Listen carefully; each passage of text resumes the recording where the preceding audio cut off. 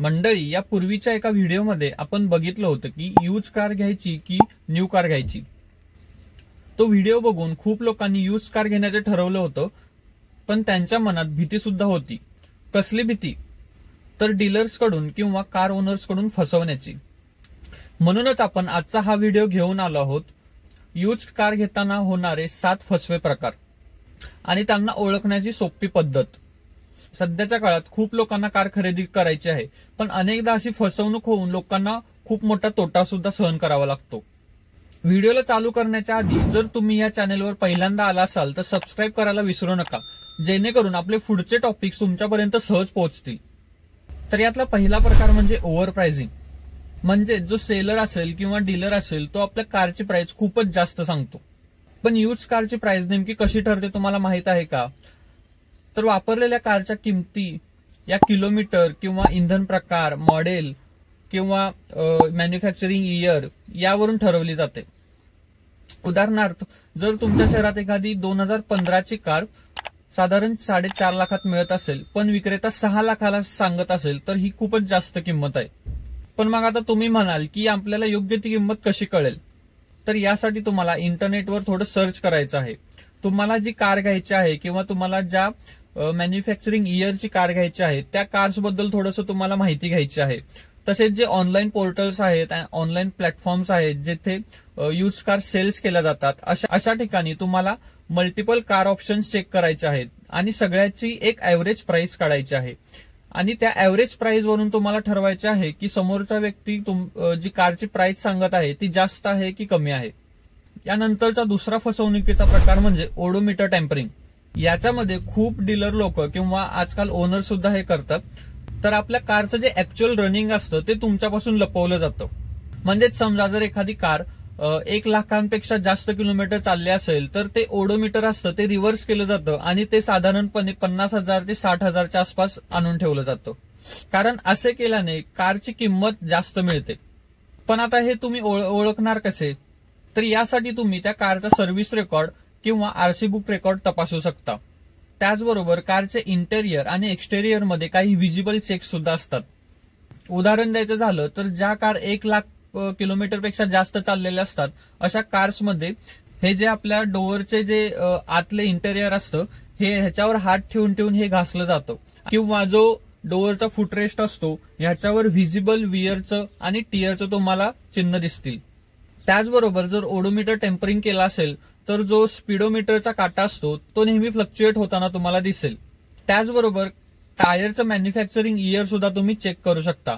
जर टायरचं manufacturing year अलीकडचंच असेल याचा अर्थ टायर आत्ताच बदललेले आहेत, याचा अर्थ गाडीचं रनिंग खूप जास्त झालेलं आहे।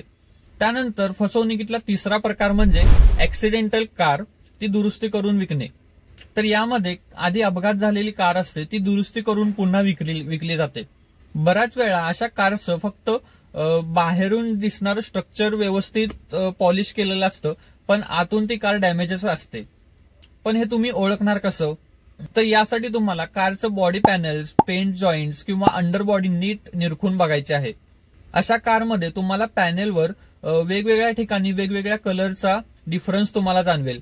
काही ठिकाणी हा कलर फेंट असतो तर काही ठिकाणी हा कलर जास्त गडद असतो।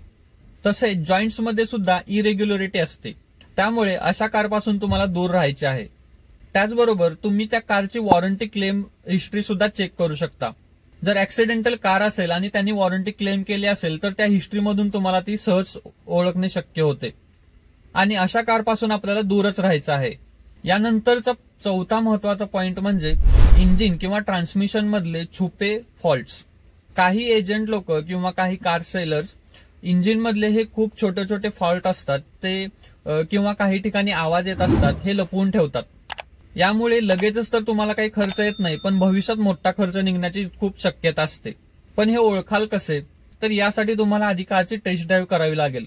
कार चालू करताना कसा आवाज येतो, त्यानंतर कार चालवताना काही आवाज येतो का, त्यानंतर ऍबनॉर्मल काही तुम्हाला त्यात जाणवतं का, सस्पेन्शन मध्ये काही जाणवतं का, किंवा ट्रान्समिशन मध्ये किती स्मूथनेस आहे, हे तुम्हाला टेस्ट ड्राईव्ह केल्यानंतरच कळेल।